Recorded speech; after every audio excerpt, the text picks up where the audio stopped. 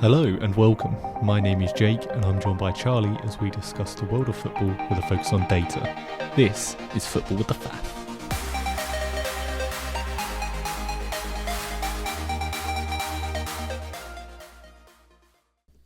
Welcome back. We are reviewing the 8th week of Premier League action this season. Seen a lot of tight matchups up and down the league, so possibly a lot of food for thought. How did you feel it went? Yeah, an interesting weekend. Yeah, some controversy, some last-minute drama.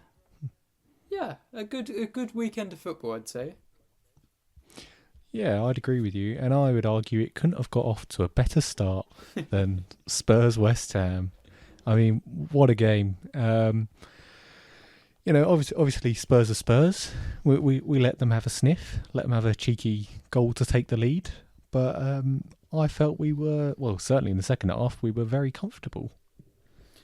Yeah, I think there were a really good. Maybe it was a 15-minute spell where I remember seeing on the sideline Somerville was coming on just as it was going 2-1. He was ready to come on. And when he finally got on, it was 4. And I just thought, yeah, that sort of summed it up. And it should have been more. Son missed a sitter as well. It should have been 5. At the post. But before that, you weren't in any sort of control. I thought West Ham were good in the game. Their wingers were getting involved. You were leaving gaps. They were leaving gaps. But for some reason, they just imploded, which usually tends to be the other way round, doesn't it? Yeah. I mean, I couldn't believe what I was seeing the start of that second half. I thought, they're probably going to sit in a bit more, just try and, grind something out like they've done before against us. But yeah, I mean, I don't know what the team talk was, but it was a completely wrong thing to do. And as you say, it should have been more. Yeah, it really was bizarre. And what did you think of Pedro Porro's attempts at goal of the season with his flying scissor kick that he tried in the first half? There were a few of them in the first half, I think, of players that shouldn't have gone for one. Kudus went, well, maybe that was in the second half. He went for that overhead kick as well. Oh yeah. Word. That was dreadful. Yeah. It would have been a nice goal though. I remember Kulusevski had a nice flick to get us in behind West Ham. So, and then another sort of crazy stat was that Maddison created the most chances this weekend, and yet he was only on for the first half. Yeah, so, it was. I have to say as well, I thought it was the right decision. I did. It certainly took some doing, but as good as Maddison might have been creating, I think Sarr made a much bigger difference with his work off the ball, and he set up a goal just by his tackling. Yeah, and I think, with the form that Kulusevski's been in this season, he's undroppable for me. Him in that central role, he's just pulling strings. He's looking confident. I think he's been incredible. So, if you were going to take someone off, it would be Maddison, and I agree with you that it was the correct decision, and evidently it worked very well. Another nice thing to add to I'm a big fan of Pape Sarr agenda, is of the 19 passes he completed, of the 19 passes he attempted, he completed all 19, which is nice. always top of my list. Yep. So, very happy with that. I've seen that I think Romero's completed the most passes this season. Obviously a lot of those will be sideways. But that actually doesn't surprise me too much, having delved through lots of these stats. Now, do we talk about the red card? How oh my lord, mad it was. There were 3 red cards. First for kicking him on the floor, I think he could have gone for. Then the first slap, and then the second one. I mean, he's lost his head, and that's 3 games plus. I mean, great for Man United fan, because it gives us a slightly better chance of winning if he's not on the pitch, I hope. But he let his team down, he let everyone down. That was Really, really bizarre. I don't know if you saw as well, but he even broke Richarlison's tooth. Oh, to be fair, Richarlison's one was a little bit unfortunate because It was the was Spurs player funny. that pushed Kudus into Richarlison. Kudus didn't even realise he was there. There was no intention. Richarlison's hit him on the back of the head as his own player has pushed Kudus into him. Yeah, I actually felt, and he got sandwiched between the ref as well. I actually felt for him. That was the only person I don't think Kudus wanted to hurt. There was no intention, and he was the one that came off worst. Yeah, and it came out today that Kudus, West Ham and Spurs have all been charged over the incident. Yeah, I mean, you like to see a bit of fire in a derby, as it's called, but I mean, that was just a complete head loss by him. Yeah, and he was also, I was told this, I'm assuming it's true, but he's captain of Ghana apparently. And they've just got knocked out of AFCON qualifying. So they're not going to go to AFCON. But let me just double check that's true, because that's what I heard on the weekend. Not more false information. Ghana, AFCON. Let me just search Ghana captain. That may very well be wrong. He might not be captain. That looks like that's not the case. Apparently it's Andre Ayew. Either way, Ghana are out of... Oh, no, he was captain. Kudus was captain at the last international break. I believe Andre Ayew was injured. And they are now out of AFCON. So they won't go, which is nuts for an African country of their size. Big nation. Yeah, a lot of good players. Wow. So do you think he might have had a bit of fury in him already? Yeah, I mean, maybe there's just that frustration that was already there. Yeah. Right. Well, after that cracker of a game. All right. I'd like to add again. I don't think they're 100% out. I just can't find out. But it looks very likely that they're not going to go. I wish I knew. So it might be the answer captain, might not be. They might be, and they might be. He was the captain at the last break. And they are now either totally out of it or very, very unlikely to get to AFCON. There you go. Okay. That's my executive summary. Yes. Anyways. Okay, well, anyways, now we're going to move on to Fulham Villa, where we saw a penalty saved, 2 red cards, and another pretty dominant display by Villa, in my opinion. Red cards for Fulham. I've forgotten this. Anderson and who? Got sent off, and Philogene for Villa got sent I remember off. Yeah, okay. Yeah, 2 yellows right at the end. Yes. Yeah. I actually had Fulham to win for some gut feeling, and I was totally wrong. Yeah. Nice to see Jimenez scoring. I'd just like to add he's had a good streak. Yeah, it's nice to see him scoring goals again. But yeah, Villa, with their best start, is it ever in the Premier League era, I read on the weekend? Oh, really? I'm pretty sure, or since a long time ago. So it just seems to be getting better and better for Villa. Just when we thought maybe the Champions League would suck a bit of life out of them, I don't know. They seem to be energised, yeah. Yeah, I mean, you know, they did have a bit of luck with their first goal, big deflection. Third goal was an own goal that Diop scored shortly after coming on, which was nuts, always makes you feel good. But yeah, I felt Villa were worth the win, and it'll be very interesting to see how they go in both the Champions League and the Prem, because, you know, if they can get top 4 whilst going decently into the knockouts of the Champions League, I think that would be very impressive. Yeah, and someone I'd like to just highlight for Villa was Yuri Tielemans. So most progressive passing distance, most total passing distance, 10 passes in the final third, 4 key passes. He took 9 in-swinging corners and also made 2 tackles, which for me says he did a bit of everything, and he did it pretty well. Yeah. So yeah, big. Yeah. And he also got an assist. Oh, which there you was, go. I believe, a corner, to be fair. Yeah, it was. Yeah, Watkins' header. Yeah. Yeah, I feel like Tielemans, he's a player that when he's on his game, he can really boss a midfield. I think maybe sometimes, for whatever reason, we don't really see that enough.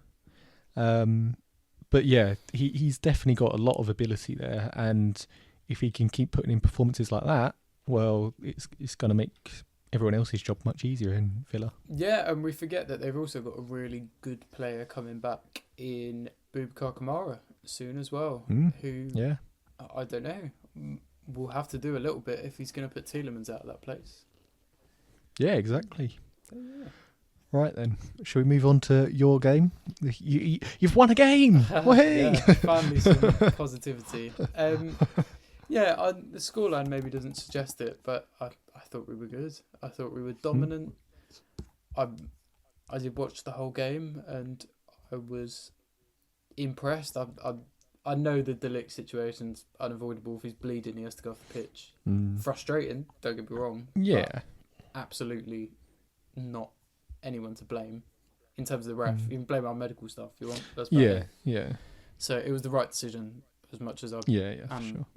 a little bit frustrated. Yeah, by especially if he was going to go for a header whilst already bleeding. It's just the risk of his blood touching anyone else's blood that might have had a cut or something. I mean, there was a time in the NBA, this is why this rule came in a long time ago, where there was a NBA player with HIV that was playing.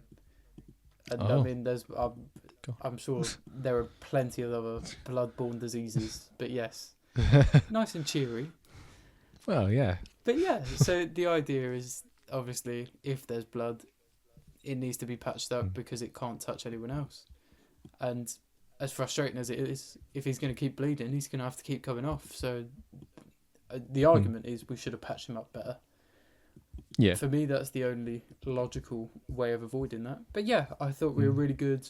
I thought 1-0 down at half-time was not at all how the game went.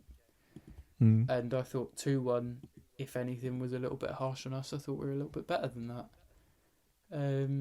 Garnacho was really, really exciting. I thought Højlund was fantastic. Lovely little goal. He looked so mature in his, the way he holds himself. I thought Brentford, Højlund's big kind of, I guess his edge is his physicality and his kind of rawness. And you think, Brentford, huge, well-organised centre-backs that are probably double the size of a 6'5" player, let alone double the size of a normal person. You just think, oh my God. And he backed into him, he shoved them around, he looked about 10 foot tall. It was, really mature as well. Often, there was one time where someone was running down the wing and usually Højlund would sprint for the ball, run to it and decide what to do and end up giving it away or playing it backwards. And as he was running, you could see him thinking, and Ethan Pinnock was chasing it down, and he just starts shouting, "You go for the ball, you go for the ball," and holds off Ethan Pinnock the whole way. So Ethan Pinnock is shoving him for about 20 metres while they're running for the ball, and Højlund's just got his arm round him, running with him, so he's close enough to it to shepherd it, and that someone could just go for a clean run. And I just thought, last season, he would have never done anything like that. His first thought would have been sprint to the ball, get it, decide what you do later. And I thought Rashford, defensively, Rashford didn't do much attacking, yet put in 2 unbelievably good crosses for goals. Yeah. Well, for 1 goal and something else.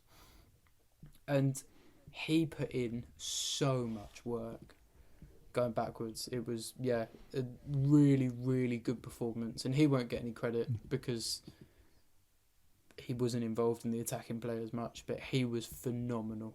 Really, really good. I guess the only question is, why can't this happen more often?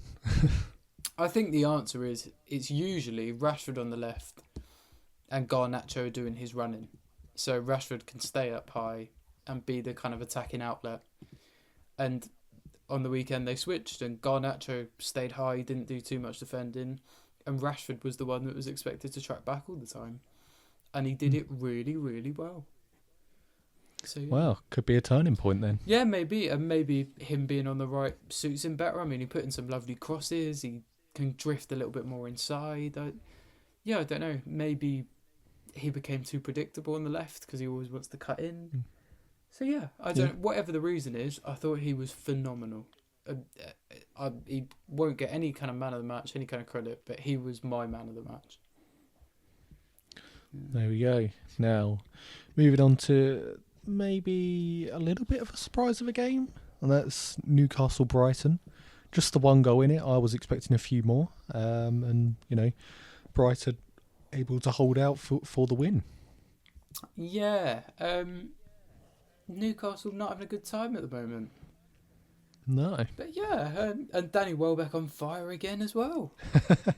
Well, although he did get injured, didn't he? Yeah, they don't reckon it's too bad, so hopefully not that long. But yeah, Brighton doing a Brighton, really. They've picked up a manager no one's heard of. He is getting them playing a fantastic brand of football with players that no one's heard of, and they'll keep doing it until they sell everyone off for 100 million again.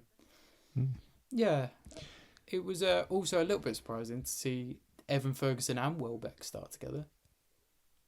Yeah. Well, Ferguson, Welbeck and Rutter, who kind of is a 10.5, if you like. So, yeah. Yeah.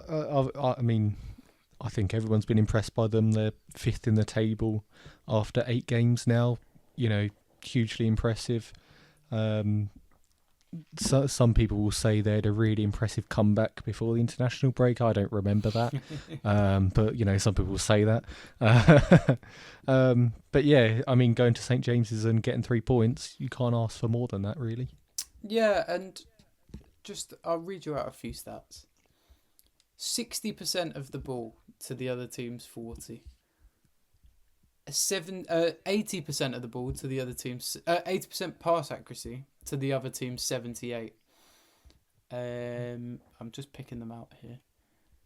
10 aerials won to the other team's 16. Fair enough. 7 clearances to the other team's 38. That was Newcastle with 60% of the ball, 80% passing accuracy, 7 clearances to Brighton's 38. There's a little bit of an edge to Brighton this year. They're not all of this kind of deserby, build-up, beautiful football. They do have the ability to sit in and just hit teams on the counter now. Oh, they've always had the ability, but they're comfortable having 40% of the ball, smashing it long for 69 times to Newcastle's 59.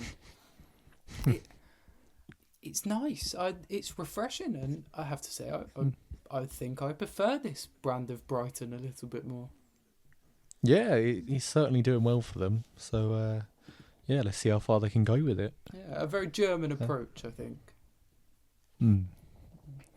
Yeah, so now let's move to a promotion clash of Southampton and Leicester. Relegation clash. Well, yeah, I more meant like that they were promoted last season. But as I said that, I was like, that doesn't come off as well as I wanted it to. But anyway, I mean, Southampton went 2-0 up and go on to lose the game. How can you let that happen? I mean, I'm losing more and more hope for Southampton. Yeah, it's starting to look a little bit bleak, isn't it? Yeah, Southampton obviously did okay in the first half, got the goals, push ahead, and you think, right, at home we're finally, I don't know, we've turned a corner. We're playing this nice football, but it's not working for us, and we've finally done it. We're turning a corner, and they managed to lose. I mean, Ryan Fraser's red card, obviously, a weird one, maybe. I thought it was a bit soft, but maybe the ref had no other choice. Yeah, just amazed that Southampton just seem to have absolutely no sense of game management in any sense. Yeah, and just on that red card, it was so strange because obviously it's a tap-in for Vardy, I'm pretty sure who it was. Yeah. So you pull him back, but then, it's a penalty. Obviously, they might miss. The keeper might save it, whatever. But you know that you're going to go for that. You're going to go off for that. So I just think when at that point you're still 2-1 up, just let them have the goal and use that as fuel to get back at them again. Yeah, a really, really weird one. And obviously it all turned on its head then, didn't it? Yeah. Yeah. Yeah. But what a goal at the end. I think Jamie Carragher said last night about how you don't need a set-piece coach. That's just someone spotted a gap and played it on the edge of the box. It was great play by the great Harry Winks. But yeah, unbelievable scenes in the away end as well. Yeah, and ruined my prediction for that game. Oh God. But yeah, I'm struggling to see how Southampton get any points.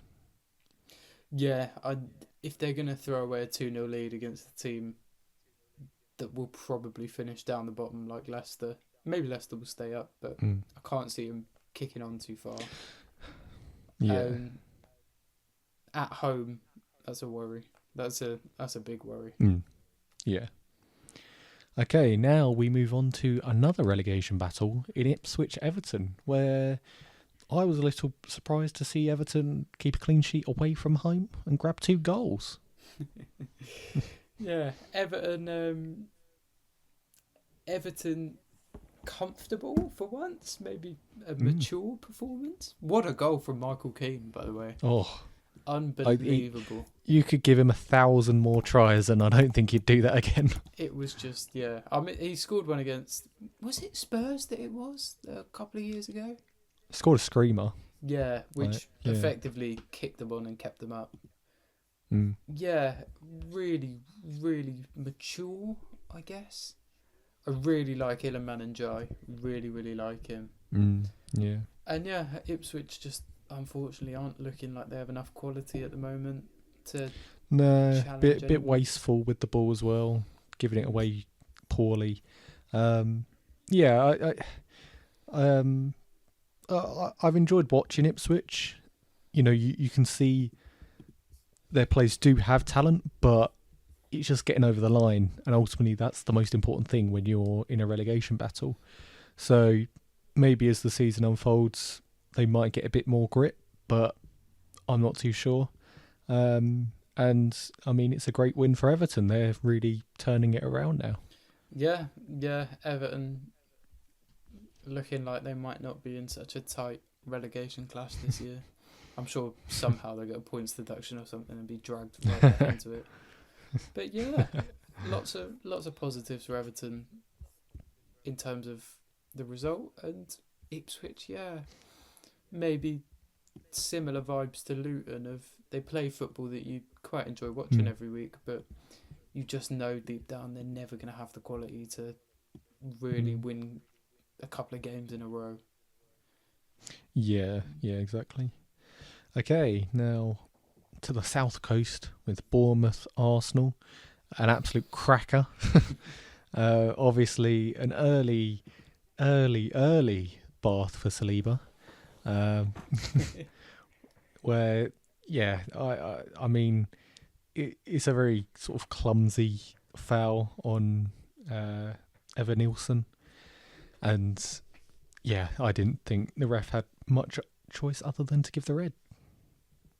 Yeah, I thought it was a red card, and it's a hard one to defend, I think. I mean, they were saying Ben White might have got there. I don't think there's a chance in the world. No. David Raya, the way the ball was going. Yeah. I think it was definitely a red card. So, yeah. And, Bournemouth were good. They were entertaining. Another set-piece routine that got a team over the line. Yeah, really, really enjoyed that game. Really good drama. And Arsenal need to start finishing games with 11 men. It's killing them. Yeah. Yeah, well, I don't know if you saw on Monday Night Football, they showed sort of how many red cards the top six had got since Arteta had gone in, and Arsenal were far and away the most, and were also not averaging many points whilst with 10 men. So it's a common occurrence, and yet they just simply do not know how to deal with it. And obviously, look, it's supposed to be a hindrance, but you've got to have something about you to just try and either hold on or grab a win. You know, they've got a lot of talent there, and yeah, they're just really not able to sort themselves out. No, I totally agree with you. Yeah, certainly the red card was the story of the game, and I thought Bournemouth were good. Yeah. That corner routine was fantastic. Just lovely little flick by Clivert, and then a wonderful finish. Okay, so we move on to Sunday's games. We'll get past the. Well, there's a little bit to talk about in this one, but we'll go to Wolves Man City first.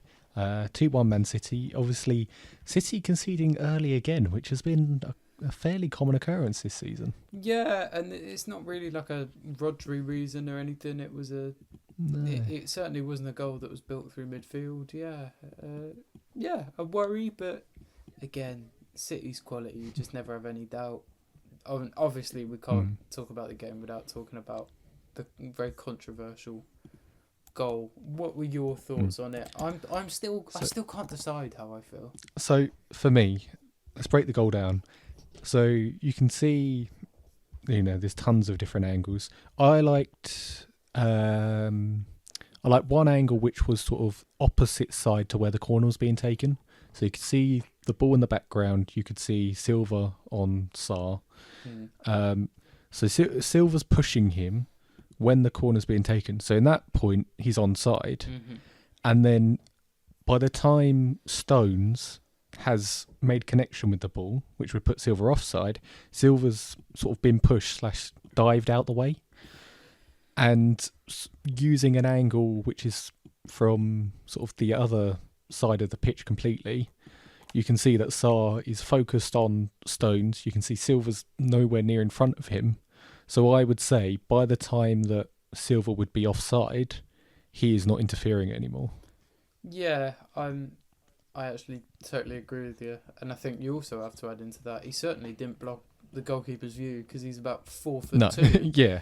So yeah. I think it was the right decision. But again, I'd be annoyed if I was a Wolves player. I think it was a clever sort of Guardiola type thing where, he just finds a way to push the rules to their limits maybe, or, say, do this, but then, as soon as the ball's kicked, get out of there, get out the way. Because, if you stand near a keeper, you've got a good chance it'll be ruled out. But if you're trying to dive to the ground to get out the way, maybe that's enough. Yeah, it's tough. I'd just like to add in my favourite stat from that game. Do you want to guess how many yards do you reckon Erling Haaland's progressive passing was? So how many passes forwards, yards do you reckon he had? I'll give you a clue, it's not 0. Yeah, I know he didn't complete many passes. It was like 3 or 4 or something, I swear. It says on here 6 completed from 8. 6. Using FBref.com, who are a fantastic website. Yes, our they overlords. All hail FBref. I'm going to say 2 progressive passes. Oh, you've gone low. It was 4.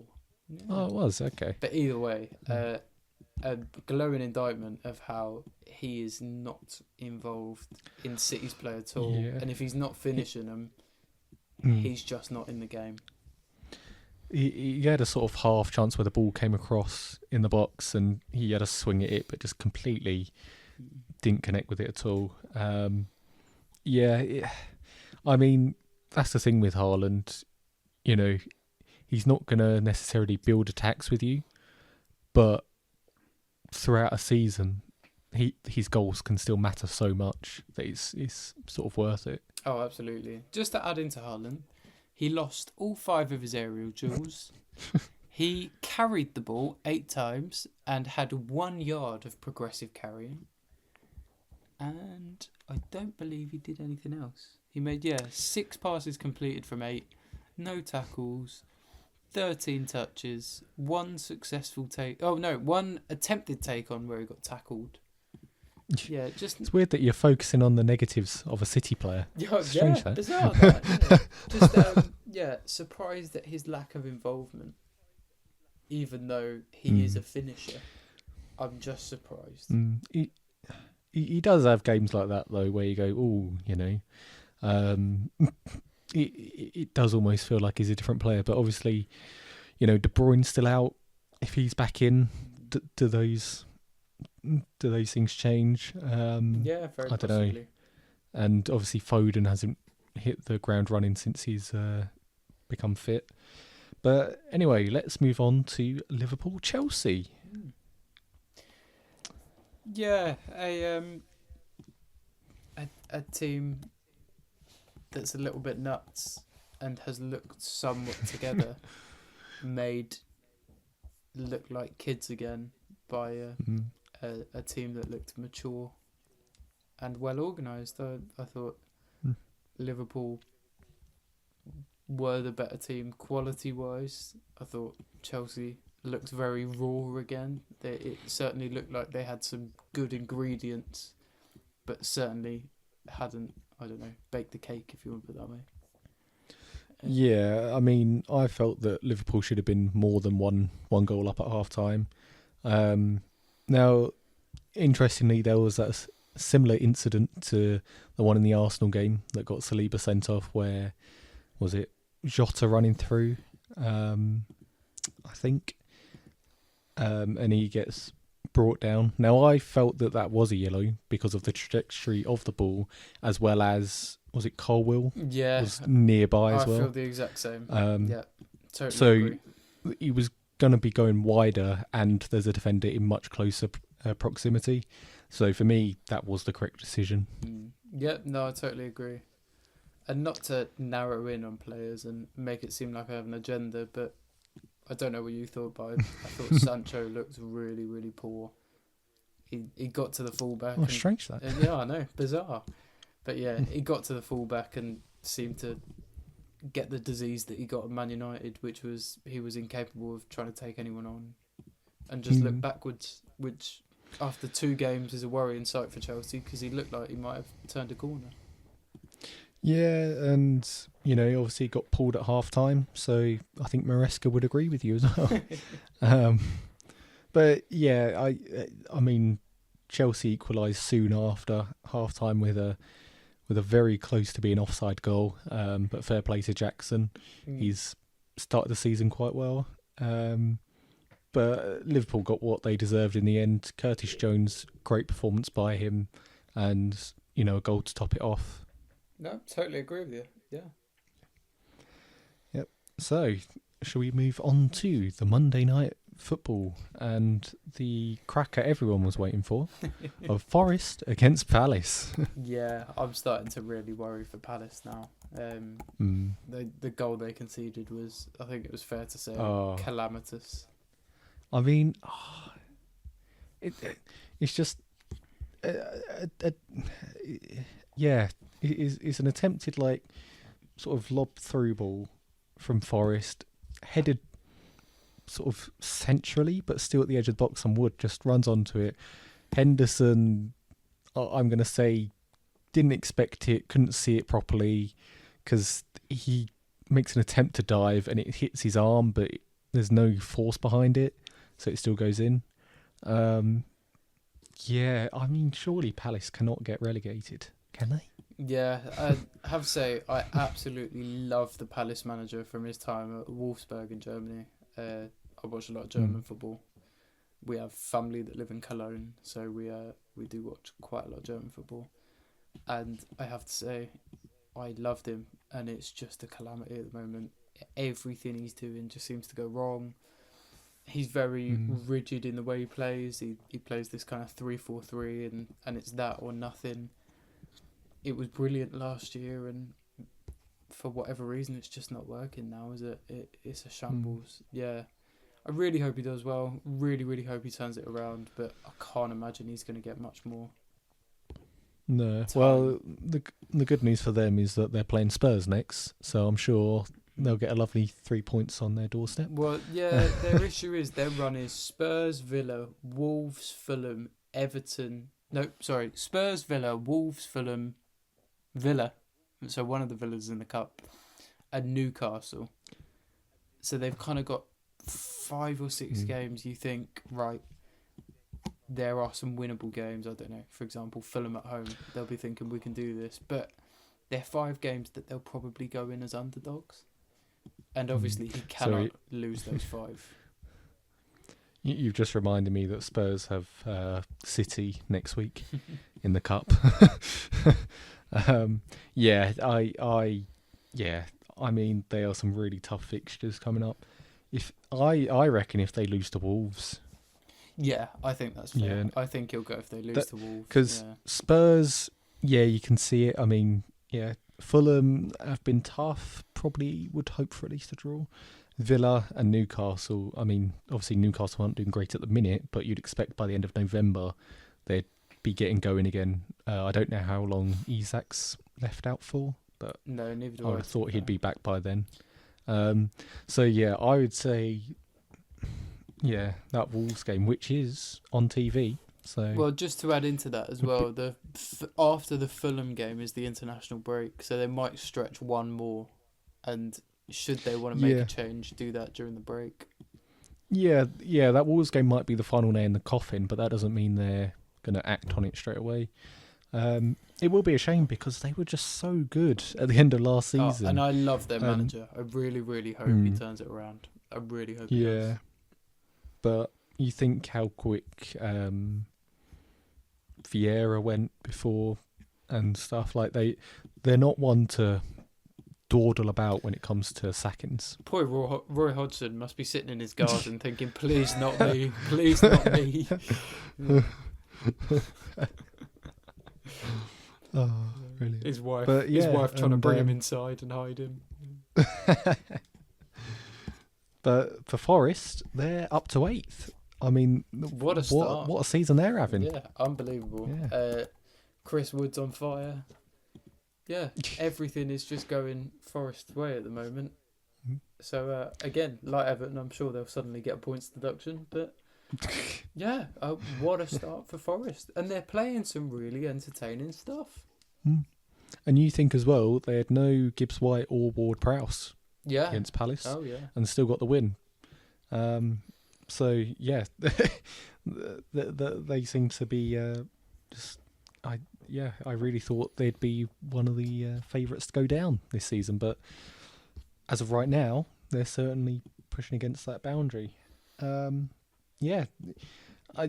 think not too many surprises this week. I mean, you could say Arsenal, I guess. I think the magnitude of the Spurs win was maybe a little bit of a surprise.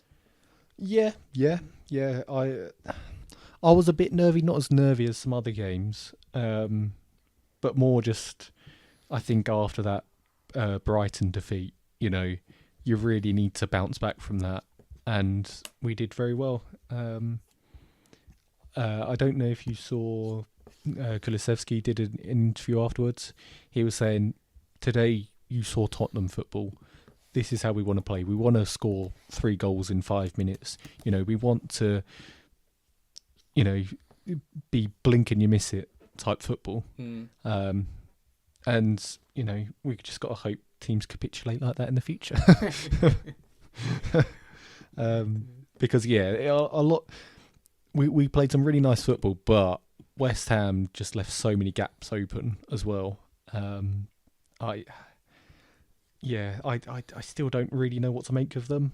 I'm not really a fan of Lopetegui. I'm sure it was a very underwhelming appointment, I think, for a lot of West Ham fans. Yeah, and the fact that they've got 8 points from 8 games, it's just a bit. I mean, they're on the same points as Everton. To be fair, they've had a tough run. And that is what I would have. say. I mean, of the games you'd expect them to lose, they've lost to Villa, lost to City, lost to Chelsea, lost to Liverpool, lost to Spurs.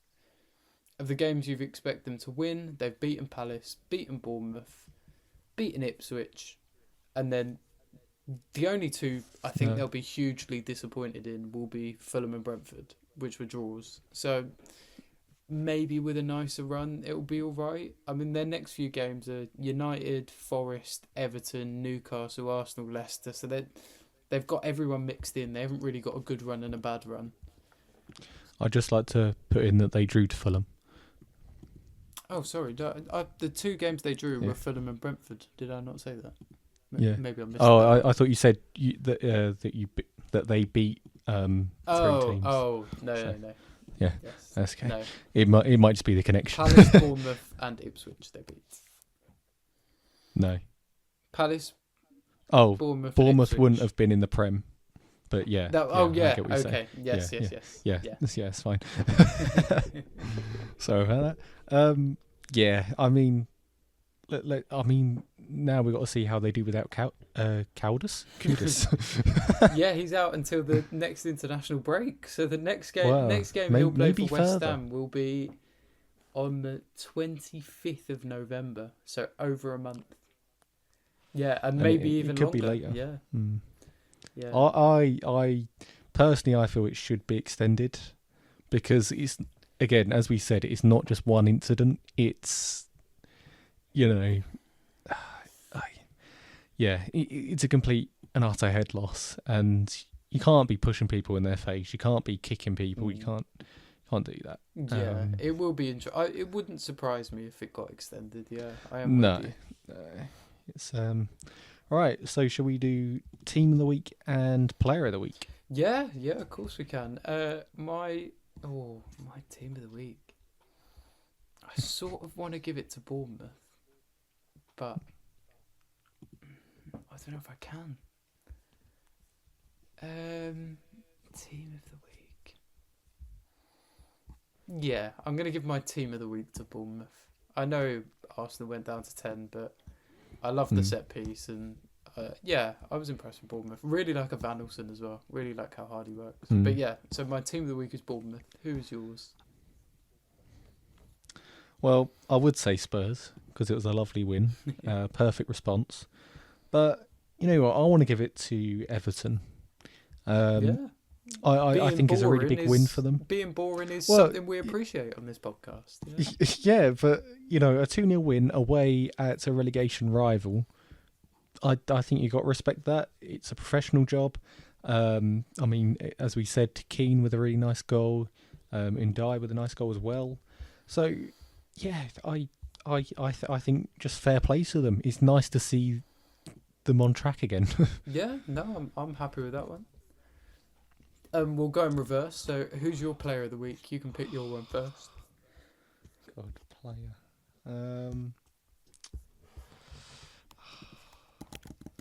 So again, I don't want to be biased because I would say Kulusevski, but I won't. I will go with.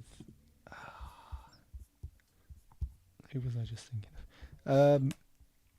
Yeah, I think I'll go with Curtis Jones actually for Liverpool. I really liked seeing him against Chelsea. I think was that the first time he's played consecutive games in like over 6 months or something. I think it's longer than that. Yeah, consecutive league games for a very long time. Yeah.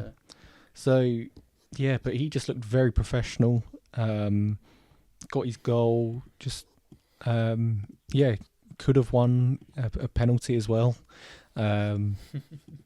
Yeah, I just watched him saying, fair play. It's nice to see someone come through an academy and actually start to thrive now. Nice, yeah. I'm really struggling with my player of the week, and I think I'm gonna have to go a bit rogue. I'm gonna go with the player that I think had the biggest impact on a game this week. Okay. If that's fair, I think that's a fair Kudos. way to do it. Yeah. Positive impact, I should add. Yes. And I'm going to go with Pape Sarr at Spurs. I really do think that change made such a big difference. Yeah. So I'm going to go with that. Yeah, and I think all Spurs fans love Sarr. He's got such great energy and everything. It's just tough to fit them all into that midfield, obviously. Yeah. But yeah, it'd be interesting to see how we play against, or how we set up against Palace. But yeah, so that was another good week for Premier League football. Absolutely. Very much enjoyed it. Yeah, let's go for 150. Let's go for more of a challenge. 150 sounds good. Right. You can carry us on the Bundesliga. Yeah, I'll have a think now. Okay, so let me do. Why does my mind always go blank? So Bundesliga. 2, 3, 4, 5. Right. I think he's played in the Bundesliga. Yeah.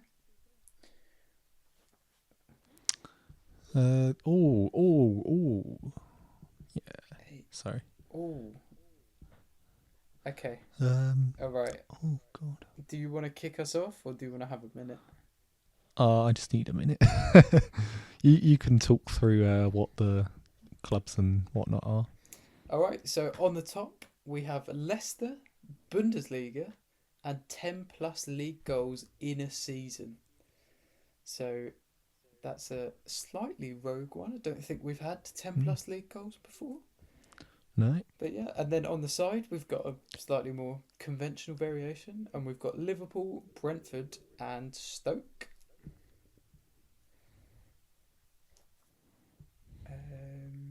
Right. This is not the easiest. My brain is not working. Oh, this is so bad. Why did I choose this one? There's a couple I'm struggling with. I thought of some before, and now they're gone. Who am I thinking of? Maybe. Pretty sure that's him.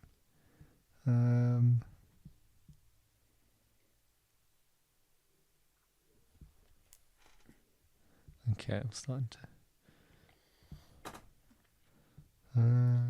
Right, I've got 3 gaps. Okay, I've got a bit of a rogue one for one of them. Oh, I've got 3 gaps as well. I've got 2 now. Are they? Oh, okay. It's not a competition. Yeah, it's not a competition. It's right. Shall we start putting them in now? Yeah, of course we can. Do you want to go first? I'll let you go first. All right.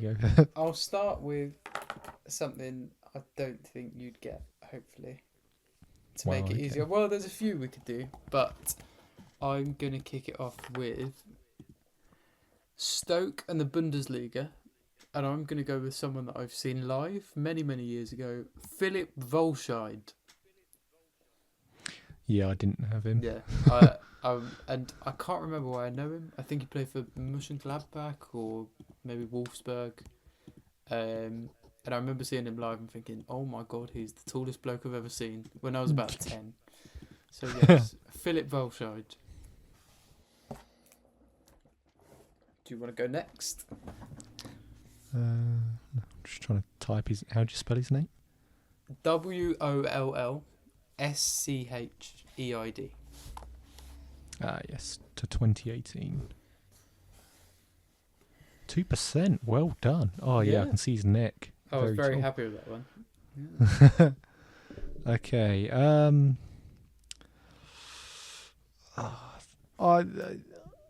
going to go with an easy one, but I like him. Mm-hmm. So I'm going to go Stoke and 10+ league goals, and I want to go Peter Crouch. Oh, okay. Good one. I'm certain he scored more than 10 in a season. He did, yes. It's all gone through. Yeah. I had Arnautovic for that. I wasn't 100% sure. So he was actually... Crouch was 73%. Right. I'm going to try and go for another hard one. And I'm going to go with... Well, I wouldn't say it's that hard. I'm going to go... I'm going to go with Brentford and the Bundesliga. And there's a couple of options here. I think Carvalho played for Leipzig. And I think Kevin Schade pretty sure came from a German team, but I can't for the life of me remember who. I think it might have been Mainz. I'm going to go with Schade because I'm 99% sure that's right. Yes, it is. So Kevin Schade.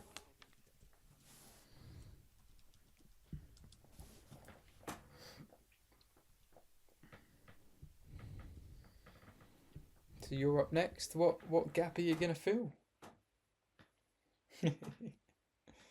I don't know why my mind's gone blank on Leicester players. Yeah, it's really strange. I want to make it interesting. You know, I want to go for out there players. Mm-hmm.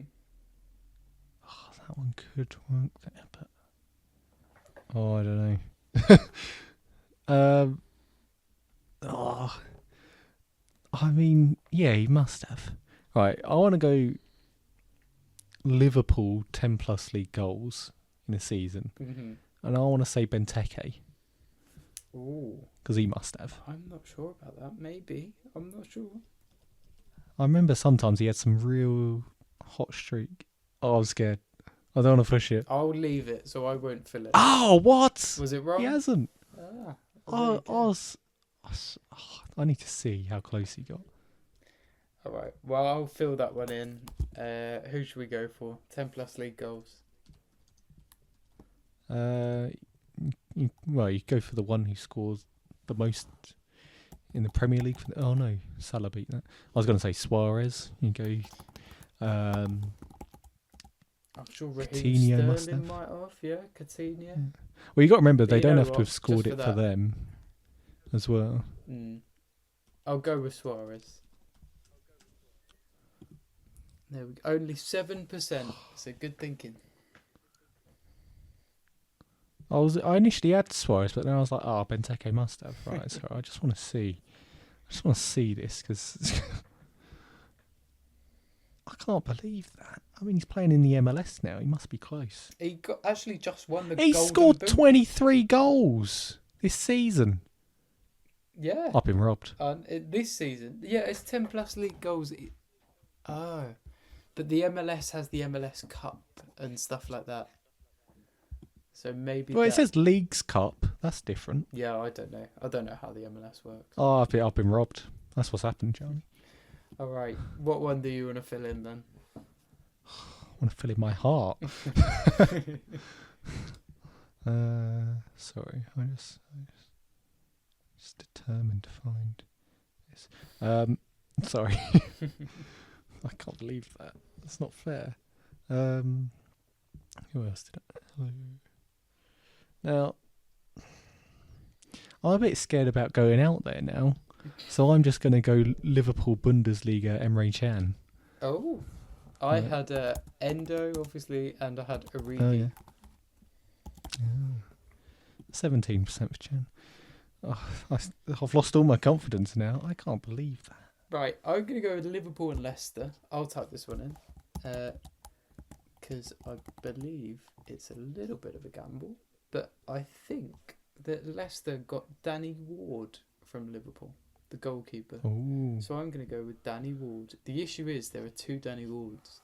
One started in 2009, one started in 2010.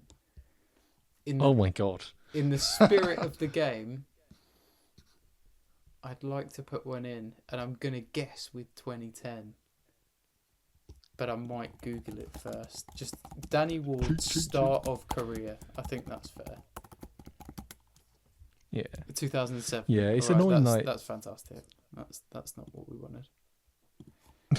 His debut came in 2011, so I'm going to go with 2010.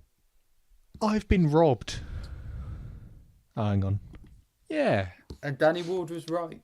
There we go. Just like to add. Sorry, I'd just like to say I've been robbed. Why is that? So, right?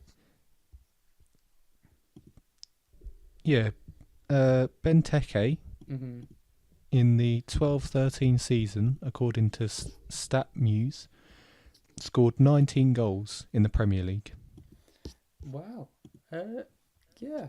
I'm. In fact, he's done it five times. 10 goals must be achieved in a domestic league season with that club.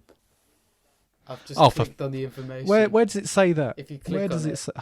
yeah. That's I. Well, there you go. That's why. Well, I wouldn't have done it then, would I? All hail the immaculate footy gods. How many did he get for Liverpool? Oh my God, he got 9 for Liverpool. Are you kidding me? he couldn't have played 9 more games to grab an extra goal. Stupid. I hate this game. All right. Is it? What do you want to move on to next? Yeah, I've just put Danny Ward in. Which Danny Ward was it? The youngest one. So 2010. Yes.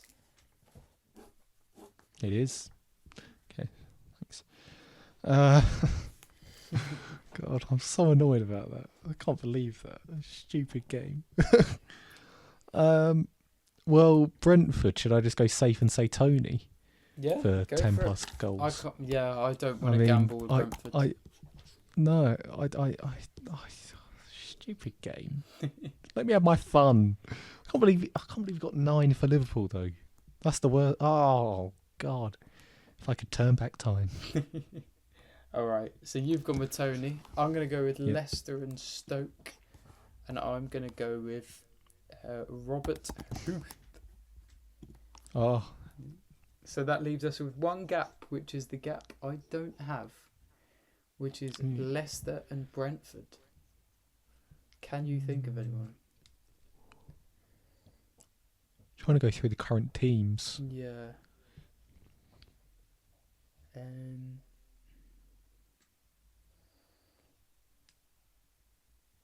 trying to think of who Brentford have had recently.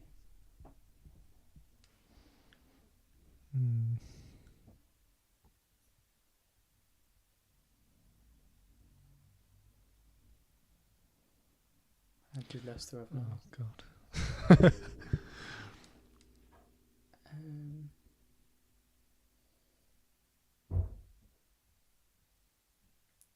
Oh God. Yeah, this one is stumping me. When Leicester went down, maybe. Name me some Brentford players. Pinnock.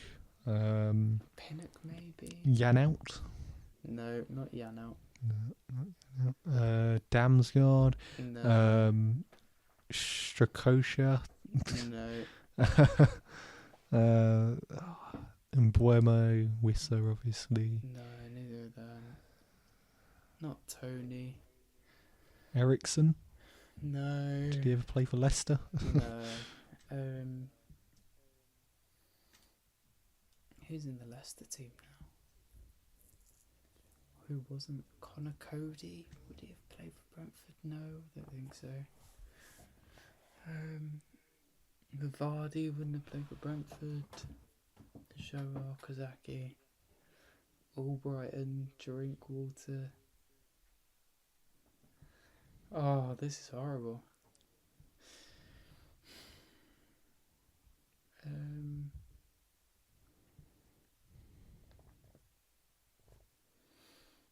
I can't even think.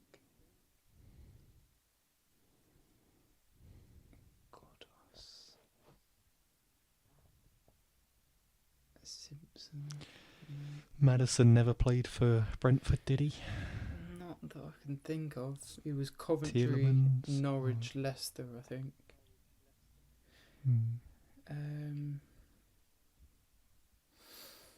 Oh, this is horrible. Maguire, Evans, Fuchs. Pontus Jansson played for Leeds, not Leicester. Oh, come on. David Nugent? I honestly don't know. Shall I take a gamble? Go on. Who should we go for?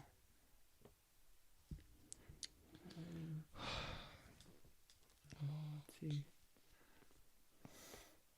Someone English that's played for Leicester a little while ago.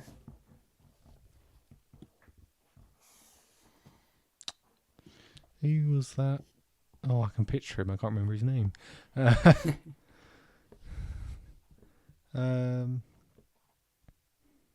Chilwell, did he ever play for Brentford? Oh, I don't see it.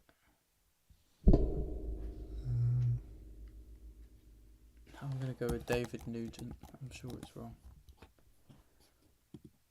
It was wrong. Yeah. There's only one, apparently. Oh, no. And it's someone I thought of. Oh, no. All right. Players are... Oh, no, maybe not. Oh, it was. Right. Players are... Tommy Wright, wouldn't know. Jeff Schlupp, didn't know he played for Brentford. No. Wouldn't know. Ben Mee played for Leicester. Oh. Should have known that, really. Ben Hamer, if you remember him, goalkeeper. And then a load of other people that I don't think you'd know. But yeah, there we go. So that concludes our episode, I believe. Yeah. Oh, I'm still fuming about that Benteke. It should stay on here clearly that he's for that club. And to be honest, anyway, he was close enough. But anyway, FBref is great. Immaculate Foot is great. You know, if oh, that was my other one for Liverpool Bundesliga, Shaqiri. Oh, yeah, I wouldn't have thought of that. If Benteke had been right, then I would have gone for that. But I decided to just, go for Chan instead. Oh dear, unbelievable. Right. Yeah, brilliant. Thank you for joining us. A like and a follow is greatly appreciated. And don't forget, you can rate if you're listening on Spotify. This has been Football with the Faff. Goodbye.